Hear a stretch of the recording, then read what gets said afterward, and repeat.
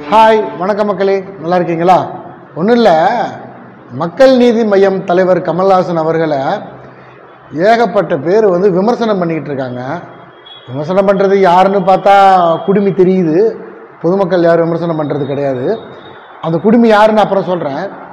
என்ன விமர்சனம் பண்ணுறாங்க அப்படின்னு பார்த்தீங்கன்னா, ஒரே ஒரு எம்பி சீட்டுக்காக போய் கமல்ஹாசன் அவர்கள் இப்படி திமுக கிட்ட தன்னோட கட்சி அடமானம் வச்சுட்டாரே, ஒரே ஒரு எம்பி சீட்டுக்காக போய் இப்படி உதயநிதி பேச்செல்லாம் கேட்டுட்டு சுற்றிட்டு இருக்காரு அப்படின்னு ஒரே ஒரு எம்பி சீட்டு, ஒத்த எம்பி சீட்டு அப்படின்னு சொல்லி கேலியும் கிண்டலும் பண்ணிகிட்டு இருக்கிறாங்க. கமல்ஹாசன் அவர்களை பற்றி செய்தி எங்கே வந்தாலும் அது கீழே வந்துடுவாங்க கமெண்ட் போடுறதுக்கு. அது யாருன்னு தெரியும், போட வரவன் யாருன்னு தெரியும். ஒன்று அதிமுக காரனாக இருப்பான், இல்லைன்னு வச்சுக்கோங்களேன் பாஜக காரனாக இருப்பான். இது ரெண்டு பேர் தான் மாற்றி. இதுக்கு இடையில இன்னொருத்தர் இருக்கானுங்க, நாம் தமிழர் தம்பிகள். அவங்க எந்த பக்கம்னே தெரியல இது வரைக்கும். ஸோ அவங்க இந்த மாதிரி சொல்கிறதுல நியாயம் இருக்குதான். ஏன்னா அவங்க பக்கம் கமல்ஹாசன் அவர்கள் இல்லையா? ஆக்சுவலி என்ன விஷயம் அப்படின்னா, கமல்ஹாசன் அவர்கள் ஒத்த எம்பி சீட்டுக்காக இப்படி பண்ணுறாரே அப்படின்னு சொல்லிட்டு அவங்க கிண்டல் கேலியெல்லாம் வெளியில் சிரிச்சுக்கிட்டு நகைச்சுவை பண்ணுறாங்க. உள்ளுக்குள்ள அவங்க ஃபீலிங் எப்படி இருக்குது அப்படின்னா, கமல்ஹாசன் அவர்கள் நம்மளை ஒத்த எம்பி சீட்டு கூட வாங்க விடாமல் பண்ணிவிட்டாரே அப்படின்ற ஆதங்கம் தான் அதிகமாக கிடக்குது. ஏன்னா இப்போ கடைசியாக நடந்து முடிஞ்ச பாராளுமன்ற தேர்தலில் கமல்ஹாசன் அவர்கள் தமிழ்நாட்டில் இந்த அதிமுகவையும் சரி பாஜகவையும் சரி ஒத்த எம்பி சீட்டை வாங்க விடாமல் பண்ணார். அதுக்கு காரணம் அவரோட பிரச்சாரம். அவர் பிரச்சாரத்துக்கு போன தொகுதிகள் எல்லாம் பார்க்கும்போது அந்த வெற்றி சதவீதம் இருக்கு இல்லையா, அதாவது வெற்றி பெற்ற வேட்பாளரோட அந்த மார்ஜின் அதிகமாக இருக்குது, ரொம்பவே அதிகமாகவே இருக்குது. நம்மளுக்கு கண்கூடாவே தெரிகிறது என்னென்னா, இந்தியா கூட்டணிக்கு கமல்ஹாசன் அவர்கள் பிரச்சாரம் பண்ணதுனால தமிழ்நாட்டில் வெற்றி வாய்ப்பு ஈஸியாக கிடச்சிருச்சு அப்படின்னு சொல்லிட்டு, அதாவது ஒத்த எம்பி சீட்டுக்காக பண்ணுறாராம் அப்படின்னு சொல்லி கிண்டல் பண்ணுறாங்க.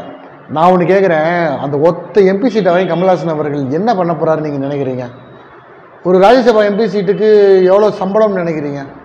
கமல்ஹாசன் அவர்களோட ஒரு நாள் செலவுக்கு அது வருமா? வராது. நீங்கள் போய் பாருங்கள், கூகுள் பண்ணி பாருங்கள், பார்த்துட்டு கமெண்ட் போடுங்க. ராஜ்யசபா எம்பிக்கு ஒரு நாள் சம்பளம் எவ்வளோ, மாத சம்பளம் எவ்வளோ அப்படின்னு சொல்லிட்டு கமெண்ட் போடுங்க. அந்த சம்பளத்துக்காக கமல்ஹாசன் அவர்கள் எம்பி சீட்டு கேட்குறாரு? இல்லை, கமல்ஹாசன் அவர்களுக்கு ஒரு ஃபேஸ் வேல்யூவே இல்லை, அவர் யாருனே தெரியாது. ஒரு எம்பி சீட்டை வாங்கி, ராஜ்யசபா எம்பி சீட்டை வாங்கி தன்னை பிரபலப்படுத்திக்கலாம் அப்படின்றதுக்காக எம்பி சீட்டு வாங்குறாரா? சும்மா கிண்டல் பண்ணுறதுக்கு பண்ணலாம், ஒத்த எம்பி சீட்டுக்காக. அந்த ஒத்த எம்பி சீட்டை வாங்கி என்ன பண்ண போகிறார் அப்படின்றது தானே எனக்கு அது நல்லாவே தெரியுது. என்ன ஒத்த எம்பி சீட்டு கமல்ஹாசன் அவர்கள் ராஜ்யசபா எம்பி சீட்டு வாங்கிட்டா என்னென்ன நடக்க போகுதுன்றது எனக்கு நல்லா கண்கூடாவே தெரியுது. போன வாரம் அனைத்து கட்சி கூட்டத்தில், தமிழ்நாட்டு அரசு நடத்தின அனைத்து கட்சி கூட்டத்தில் கமல்ஹாசன் அவர்கள் பேசினார். ஹிந்தி திணிப்புக்கு எதிராகவும் இந்த மக்களவை தொகுதிகளை குறைக்கணும் அப்படின்றதுக்கு எதிராகவும் கமல்ஹாசன் அவர்கள் பேசினார். எத்தனையோ கட்சி தலைவர் கலந்துக்கிட்டாங்க அந்த கூட்டத்தில்.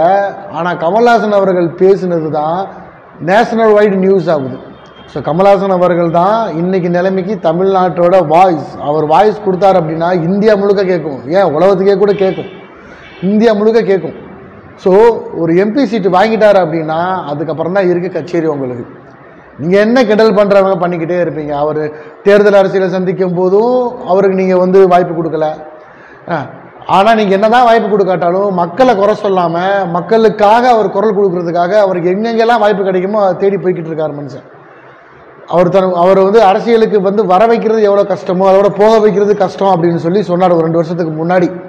அது இன்னும் ஃபாலோ பண்ணிகிட்டு இருக்காரு. இதே வேற ஆளாக இருந்தால் நேரம் கட்சியை கலைச்சிட்டு போயிருப்பாங்க.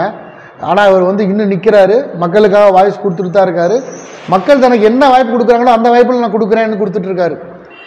இப்போது போன வருஷம் பொதுக்குழு கூட்டம் நடந்தது, மக்கள் நீதி மையம் கட்சியோட பொதுக்குழு கூட்டம் நடந்தது.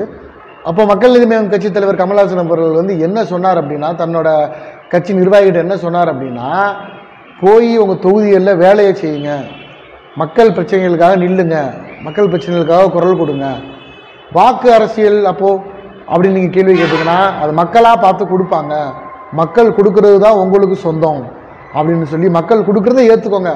ஆனால் போய் உங்கள் வேலையை செய்யுங்க, கடமையை செய்யுங்க. நான் கட்சி ஆரம்பிச்சிருக்கிறது இன்றைக்கி நான் முதலமைச்சர் ஆகணும் அப்படின்றதுக்காக கிடையாது, இது நாளைக்காக நான் ஆரம்பிச்சிருக்கேன் அப்படின்னு சொன்னார். அதை கூட இவனுங்க நாளைக்காக அப்படின்ட்டு என்ன ஒரு புரியாமல் பேசுகிறாரு அப்படின்னு கிக்கி பிக்கி பண்ணிக்கிட்டு இருந்தானுங்க, மீன் போட்டுக்கிட்டு. உங்களுக்கு இன்னும் கிக்கி பிக்கி பண்ண தான் தெரியும். கமல்ஹாசன் அவர் என்றைக்குமே மக்களை குறை சொல்ல மாட்டார்.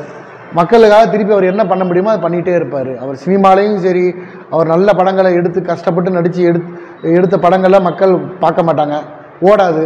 ஆனால் அவர் அதுக்காக என்ன அழுதுட்டா இருந்திருக்காரு, மக்களை பிடிச்சிக்கிட்டு ஏன் இப்படி பார்க்க மாட்டீங்க, ஏன் இப்படி பண்ணுறீங்க அப்படின்னு ஒரு கூட மக்களை குறை சொன்னதே கிடையாது. அடுத்த படத்துக்கு தயாராகிடுவார். அரசியலே அப்படித்தான் இருக்காரு. நிறைய பேர் பேசி சொல்லிக்கிறானுங்க திமுக கூட்டணிக்கு வந்துட்டாரு, அவர் கொள்கையெல்லாம் மாற்றிக்கிட்டாரு. அவர் கொள்கை இப்போ வரைக்கும் மாற்றவே கிடையாது. அவர் எப்பயுமே அகெயின்ஸ்ட் பாசிசம். இந்தியா வந்து பன்முகத்தன்மை கொண்ட நாடு, இங்கே எல்லாமே இருக்கும், எல்லாரும் இருக்கணும், எல்லாரும் இருக்கணும். அதான் கமல்ஹாசன் அவர்கள் விரும்புவதும். நீ எல்லாத்தையும் ஒரே தான் மாற்றணும்னு நினச்சேன்னா அது வந்து இங்கே வேலைக்கு ஆகாது, அது நல்லதுக்கு கிடையாது, மக்களோட நல்லதுக்கு கிடையாது. அது கமல்ஹாசன் அவர்கள் அதுக்கு எதிராக தான் நிற்கிறாரு. அவர் எப்பயுமே பாசிசத்துக்கு, இந்த ஒரே நாடாக மாற்றணும்னு நினைக்கிறவங்க, ஒரே மொழியாக மாற்றணும்னு நினைக்கிறவங்க, இவங்க எல்லாத்துக்குமே எதிராக மட்டும்தான் நிற்கிறாரு. அவர் அப்பையும் அப்படி தான் நிற்கிறாரு. இன்னைக்கு திமுக கூட கூட்டணிக்கு வந்ததுக்கப்புறம் அப்படி தான் நிற்கிறாரு. கமல்ஹாசன் அவர்களோட அந்த கொள்கையோட ஒத்து போகிற கட்சின்னு எதுன்னு பார்த்து அவங்க கூட தான் அவர் சேர்ந்துருக்காரு. அவர் நினச்சிருந்தா பாஜக கூட போய் கூட்டணி வச்சிருக்கலாம் இல்லையா? மத்திய அரசு பாஜக கூட கூட்டணி வச்சுருந்தாங்கன்னா இந்நேரத்துக்கு அவருக்கு கிடைக்காத விருதெல்லாம் கொடுத்துருப்பாங்க. இப்போ அவங்களுக்கு அகைன்ஸ்டாக நிற்கிறதுனால கமல்ஹாசன் அவர்கள் பல கோடிகளை இழந்துகிட்டு இருக்கார். எப்படின்னு கேட்குறீங்களா? கமல்ஹாசனோட சினிமாவை வடக்க ஓடவே விடாமல் பண்ணுறதுக்கு என்னென்ன பண்ணணுமோ எல்லாத்தையும் பண்ணுறாங்க. தேட்டர் கிடைக்க விடாமல் பண்ணுறாங்க, எல்லா வேலையும் நடக்குது. அவர் இப்போ ஹிந்திக்கு எதிராக, ஹிந்தி திணிப்புக்கு எதிராக, ஹிந்திக்கு எதிராலாம் கிடையாது, எந்த மொழிக்கு யாரும் எதிராக கிடையாது, இங்கே எல்லா மொழியும் வளரணும். பட் ஹிந்தி திணிப்புக்கு எதுவுமே திணிச்சா அதுக்கு எதுக்கு தான் ஆகணும். ஹிந்தி திணிப்புக்கு எதிராக இருக்கிறதும், இந்த மத்திய அரசுக்கு எதிராக இருக்கிறதும், வடக்க வந்து கமல்ஹாசன் அவர்களோட பிஸ்னஸ் பாதிக்குது. அதை பற்றிலாம் அவர் கவலைப்படுறதே கிடையாது. வேற எந்த நடிகருக்கும் இந்த துணிச்சல் வராது. தைரியமாக வந்து அங்கே மேலே இருக்கவங்கள சொல்லி, மத்திய அரசு சொல்லி ஒரு எதிர்ப்பு குரல் தெரிவிக்க சொல்லுங்கள். எந்த நடிகரும் பண்ண மாட்டாங்க. கமல்ஹாசன் அவர்களுக்கு அந்த தைரியம் இருக்குது, கட்ஸ் இருக்குது. அவருக்கு வந்து பல கோடிகள் போனாலும் அதை பற்றி கவலை கிடையாது.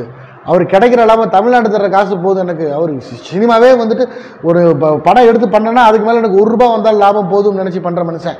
ரொம்ப பணத்துக்கு பேராசைப்படுற ஆளும் கிடையாது. அடுத்த சினிமா பண்ணுறதுக்கு எனக்கு காசு இருந்தால் போதும், அதுபோக எனக்கு ஒரு ₹1 எக்ஸ்ட்ரா கிடைச்சா போதும்னு நினைக்கிற ஆள். ஸோ அதனால் நீங்கள் வந்து அதை பற்றிலாம் கிண்டல் பண்ணுறவங்களை பற்றி நம்ம கண்டுக்கணும்னு அவசியமே கிடையாது. ஸோ கமல்ஹாசன் அவர்கள் தான் இன்றைக்கி தமிழ்நாட்டோட வாய்ஸ். அது எந்த மாற்றமும் கிடையாது. ஒத்த எம்பி சீட்டு நீங்கள் கிண்டல் பண்ணிக்கிட்டே இருக்கீங்கல்ல, அந்த ஒத்த எம்பி சீட்டு என்ன பண்ண போகுது அப்படின்றத ராஜ்யசபா எம்பி சீட்டு மக்கள் நீதி மையத்துக்கு வந்ததுக்கு அப்புறமா உங்களுக்கு தெரியும். அதுக்கப்புறம் கிண்டல் பண்ணுற வாய்கள்லாம் வாய் அடைச்சி போகும். நீங்கள் என்ன நினைக்கிறீங்க இந்த விஷயத்தை பற்றி? மறக்காமல் உங்களோட கருத்துக்களை கண்டிப்பாக கமெண்ட் பண்ணிட்டு போங்க.